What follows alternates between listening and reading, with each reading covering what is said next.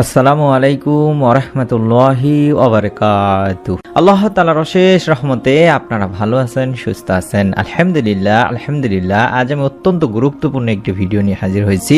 যাদের ঋণ আছে দিনী ভাই বোনেরা, তারা আজকের এই আমলটি করবেন।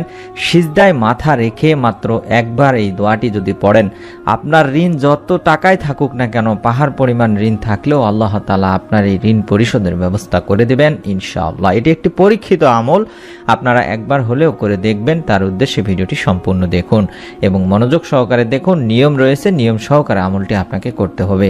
যারা এই মুহূর্তে ভিডিওটি দেখছেন, দয়া করে সকলকে অনুরোধ করব ভিডিওটিতে এখন একটি লাইক দিয়ে চ্যানেলটি সাবস্ক্রাইব করে বেল বাটনটি অন করে রেখে দেওয়ার জন্য, যাতে করে আমরা নতুন ভিডিও দেওয়ার সঙ্গে সঙ্গে আপনার মোবাইলে থাকা ইউটিউব অ্যাপে পৌঁছে যায়। চলুন আমরা সম্পূর্ণ ভিডিওটি দেখি। দুনিয়াতে সবচেয়ে উত্তম ইবাদত হলো নামাজ। এর প্রতিটি রোকন আদায় করতে হবে ধীর স্থিরভাবে, আর প্রতিটি রোকনে রয়েছে মাসনুন দোয়া, যে দোয়াগুলো আল্লাহ রাসূল সাল্লাল্লাহু আলাইহি ওয়াসাল্লাম পাঠ করতেন। বিশ্বনবী সাল্লাল্লাহু আলাইহি ওয়াসাল্লাম সিজদায় অনেক দোয়া পাঠ করতেন। নামাজের মধ্যে বান্দার যে জিনিসটি মহান রব্বুল আলামিন আল্লাহ তাআলার পছন্দনীয়, আর সেটি হচ্ছে সিজদা। নামাজের সিজদায় দোয়া করার কিছু নিয়ম রয়েছে এবং সিজদায় দোয়া কবুল হয়, এটিও আমরা কম বেশি জানি। প্রথমে আমরা জেনে নিব যে সিজদায় দোয়া কবুল হয় এই বিষয়ে সহিহ মুসলিম শরীফের একটি হাদিস। নবী করিম সাল্লাল্লাহু আলাইহি ওয়াসাল্লাম বলেন, বান্দা যখন সিজদারত থাকে তখন সে তার রবের সবচেয়ে নিকটবর্তী হয়, কাজে তোমরা এই সময়ে বেশি বেশি দোয়া করবে। সহিহ মুসলিম প্রথম খণ্ডের 350 নম্বর একটি সহিহ হাদিস। এবার জেনে নেব সিজদায় দোয়া করার নিয়ম সম্পর্কে। সিজদায় দোয়া করার জন্য প্রথমে অবশ্যই সিজদাহের তাসবিহ পড়ে নিতে হবে। সেই হিসাবে সুবহানা রাব্বিয়াল আ'লা বা অন্য কোনো তাসবিহ মাত্র 3 বার পড়ার পরে আপনি এই দোয়াটি করতে পারবেন। আমি অনুরোধ করব আপনারা তাহাজ্জুদ নামাজের সময় উঠে তাহাজ্জুদ নামাজের সিজদায় এই দোয়ার আমলটি করবেন, কারণ সেই সময় আল্লাহ তাআলা বান্দার দোয়া কবুল করে থাকেন। আল্লাহ তাআলা বান্দাকে ডেকে ডেকে তার সমস্যা, তার কি চাওয়া, তার ঋণ, তার গুনাহের জন্য মাফ করবেন বলে আহ্বান করতে থাকেন। আমরাও সেই সময়ে সুন্দর করে ওযু করে তাহাজ্জুদ নামাজের জন্য উঠে সুন্দর করে ওযু করে 2 রাকাত করে 4 রাকাত তাহাজ্জুদ নামাজের সিজদায় এই ছোট্ট দোয়াটি পড়ব। যেই দোয়া পড়লে পাহাড় পরিমাণ ঋণ থাকলেও মহান আল্লাহ তাআলা দেনাদারের পক্ষ থেকে আদায় করে দেবেন। সুবহানাল্লাহ। ঋণগ্রস্ত ব্যক্তিকে আল্লাহ ঋণ মুক্ত করে দিবেন। হাদিসে বর্ণিত দোয়ার আমলে তা সম্ভব। কি সেই দোয়া, এটি আমরা জেনে নিব। হযরত আলী রাদিয়াল্লাহু তাআলা আনহু বর্ণনা করেন, আল্লাহর রাসূল সাল্লাল্লাহু আলাইহি সাল্লামের এক দীর্ঘ হাদিস থেকে এটি পাওয়া যায় যে এক চুক্তিবদ্ধ এক গোলাম বা কৃতদাস তার কাছে এসে বলল, আমার চুক্তির অর্থ পরিশোধ করতে আমি পারছি না, আমাকে আপনি কি সহযোগিতা করতে পারেন? তখন হযরত আলী রাদিয়াল্লাহু তাআলা আনহু বললেন, আমি কি তোমাকে এমন একটি বাক্য বা দোয়া শিখিয়ে দেব না যা আমাকে নবীজি সাল্লাল্লাহু আলাইহি ওয়াসাল্লাম শিখিয়েছিলেন? যদি তোমার উপর শির অর্থাৎ সাবির বা পাহাড় পরিমাণ ঋণও থাকে, তবে আল্লাহ তাআলা তোমাকে তা পরিশোধের ব্যবস্থা করে দেবেন। সুবহানাল্লাহ, সুবহানাল্লাহ। তখন বিশ্বনবী সাল্লাল্লাহু আলাইহি সাল্লামের শেখানো এই দোয়াটি হযরত আলী রাদিয়াল্লাহু তাআলা আনহু সেই কৃতদাস বা গোলামকে শিখিয়ে দিয়েছিলেন এবং এই দোয়াটি আমরা সিজদায় পড়ব। আর দোয়াটি আমি স্ক্রিনে এই মুহূর্তে দেখাচ্ছি, আপনারা স্ক্রিনশট নিন, মুখস্থ করে নেবেন। দোয়াটি অবশ্যই সিজদায় পড়তে হবে। দোয়াটির বাংলা উচ্চারণটি আমি একবার বলে দিচ্ছি। উচ্চারণটি হচ্ছে, আল্লাহুম্মা কফিনি বিহালালিকা আন হারামিকা ওয়া আগনিনি বিফাদলিকা আম্মান সিওয়াক। আবার বলছি, আল্লাহুম্মা কফিনি বিহালালিকা আন হারামিকা ওয়া আগনিনি বিফাদলিকা আম্মান সিওয়াক। এই দোয়াটি তিরমিজি শরীফে রয়েছে।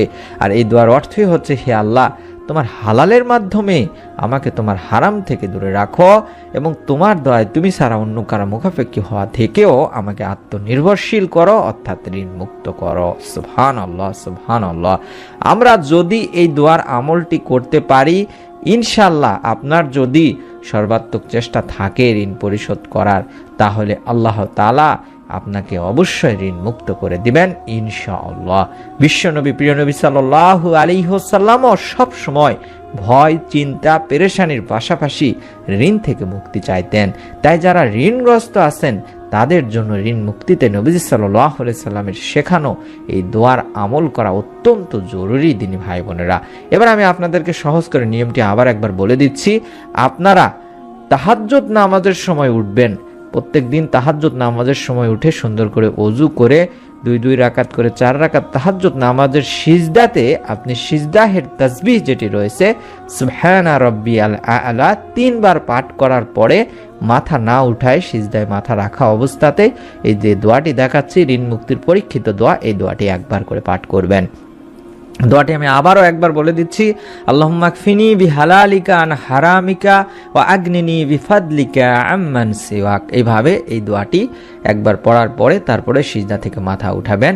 ইনশাল্লাহ আপনারা যদি এভাবে আমলটি করতে পারেন আল্লাহ তাআলার অশেষ মেহেরবানিতে আপনার ঋণ ইনশাল্লাহ কোনো না কোনো মাধ্যম থেকে আল্লাহ তাআলা মুক্তির ব্যবস্থা করে দিবেন। এছাড়াও যদি আপনি চান এই দোয়াটি আপনি ঋণ মুক্তির নিয়তে 2 নামাজের 2 সিজদার মাঝে বসেও আপনারা এই দোয়াটি পড়তে পারবেন ইনশাআল্লাহ। অর্থাৎ আমরা যে এক সিজদার পরে নামাজের বৈঠকে সিজদায় বসে থাকি, অর্থাৎ নামাজের 2 সিজদার মাঝেও আপনারা এই ছোট্ট দোয়ার আমলটি করতে পারবেন। যদি মনে করেন তাহলে আপনারা সে সময় আমলটি করতে পারবেন ইনশাআল্লাহ। আমি অনুরোধ করব আপনারা এই নিয়মে এই দোয়ার আমলটি করুন, বিশ্বাস নিয়ে আল্লাহ তাআলা আপনার সমস্ত প্রকার ঋণ মুক্তির ব্যবস্থা করে দিবেনই দিবেন। এটি একটি পরীক্ষিত আমল, অন্তত একবার করে দেখুন। যারা আমলটি করবেন চিন্তা করছেন তারা একটি নিয়ত করে ফেলুন, যাতে করে আপনি আমলটি করার সঙ্গে সঙ্গে আল্লাহ তাআলা কোনো না কোনো একটা মাধ্যমে আপনার ঋণ মুক্তির ব্যবস্থা করে দেন। তার জন্য ভিডিওটিতে প্রত্যেকে একটি করে আমিন লিখে কমেন্ট করে যাবেন। আপনার নিকট আত্মীয়স্বজনদেরকেও আমলটি করার জন্য বলবেন। আমাদের নতুন একটি চ্যানেল রয়েছে দিনী আমল 2, ইউটিউবে গিয়ে সার্চ করুন, পেয়ে যাবেন ইনশাআল্লাহ। সেই চ্যানেলেও আমরা ভিডিওগুলো দিচ্ছি, সেই ভিডিওগুলো দেখুন, চাইলে চ্যানেলটি সাবস্ক্রাইব করে রাখতে পারেন। আমাদের নতুন আমলের ভিডিও যাতে করে আপনার মোবাইলে পৌঁছায় যায় তার জন্য এই ভিডিওটিতে প্রত্যেককে অনুরোধ করব একটি লাইক দিয়ে চ্যানেলটি সাবস্ক্রাইব করে বেল বাটনটি অন করে রেখে দেওয়ার জন্য। ইনশাআল্লাহ আমরা ভিডিও দেওয়ার সঙ্গে সঙ্গে আপনার মোবাইলে পৌঁছে যাবে। মহান আল্লাহ আমাদের সকলকে ঋণ পরিশোধের তৌফিক দান করুন, হাদিসের উপর যথাযথ আমল করা তৌফিক দান করুন, ঋণ পরিশোধ করার মাধ্যমে সবাইকে সর্বোত্তম আমলকারী হিসেবে কবুল করুন, আমিন। আসসালামু আলাইকুম ওয়া রাহমাতুল্লাহি ওয়া বারাকাতুহু।